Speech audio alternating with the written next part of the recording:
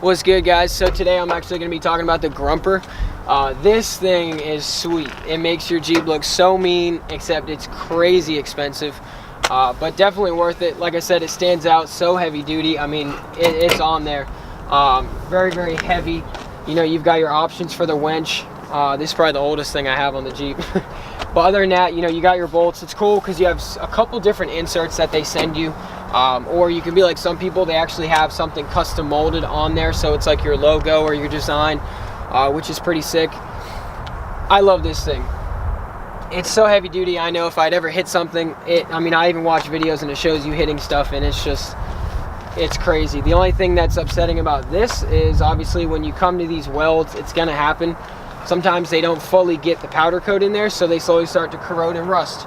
Again, I would catch it before a year goes up so you can email them so they can kind of give you another one, because if you don't within a year, they basically tell you, no, I can't warranty it, and then you've got to figure it out. So like right now I'm dealing with that, which means I'll have to have a couple spots sandblasted and somebody else will have to spray it, and you'll be able to tell. But those are just the battles that you choose.